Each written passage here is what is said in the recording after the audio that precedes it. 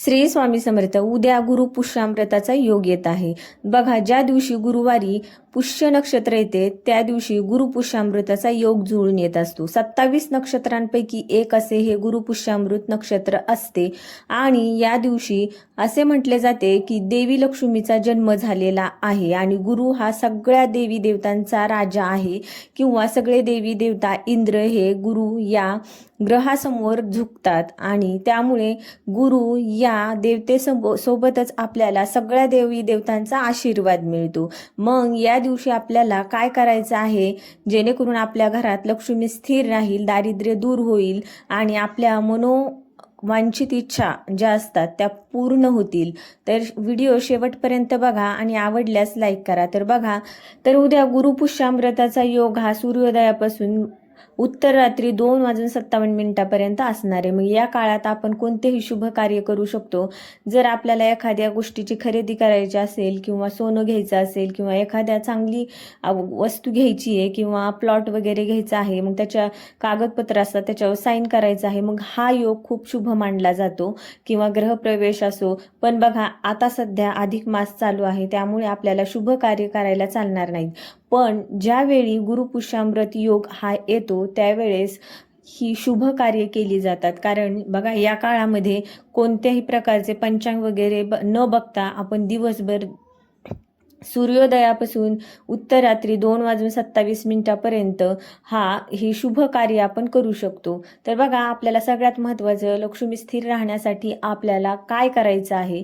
तर लक्ष्मी स्थिर राहण्यासाठी सगळ्यात महत्त्वाचं आहे आपल्याला लक्ष्मीची भरभरून सेवा करायची आहे. सगळ्यात महत्त्वाचं आहे श्री सुक्त वाचन करायचं आहे. तुम्हाला जेवढे एक वेळेस वाचू शकता किंवा तुम्हाला तुमच्या क्षमतेनुसार तुम्ही किती वेळेस तुम्हाला वाचायचे तेवढे वेळेस वाचा.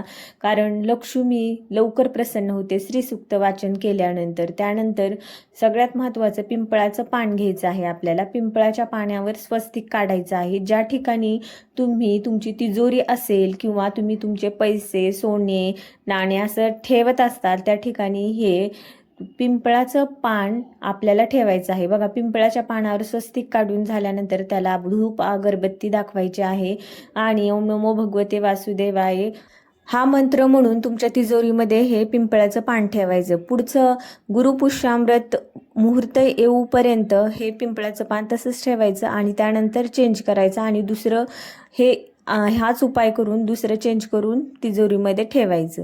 तर असं तुम्ही सतत करू शकता.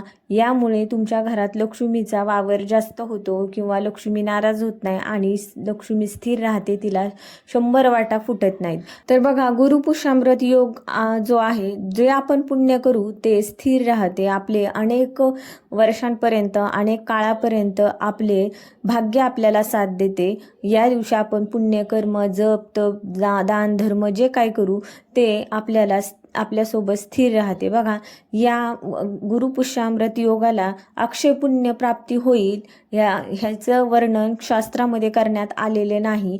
पण आपण जे काही करू ते आपल्यासोबत स्थिर राहील आणि लक्ष्मी प्राप्तीसाठी सुद्धा हे गुरुपुष्यामृत योग खूप महत्त्वाचा मानला जातो. बघा, 27 नक्षत्रांपैकी एक आहे आणि गुरु हा सगळ्या नक्षत्रांचा राजा म्हणून ओळखले जाते. त्यामुळे हा योग आपल्याला सोडायचा नाहीये. या काळात दान, धर्म, जप, तप होईल तेवढं करा आणि जेवढं आपल्याला उपाय करता येतील तेवढे करण्याचा प्रयत्न करा.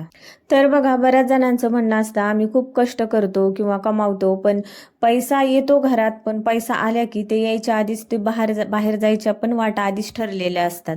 मग यासाठी हे उपाय करणे खूप महत्त्वाचे मानले जाते. त्यानंतर संध्याकाळी तुम्हाला जर असं वाटत असेल खूप घरात दारिद्र्य आहे किंवा खूपच घरात पैसा म्हणजे आला तरी तो टिकत नाही, तर त्यासाठी संध्याकाळी तुपाचा दिवा लावायचा आहे तुळशी मातेला आणि 108 प्रदक्षिणा घाला.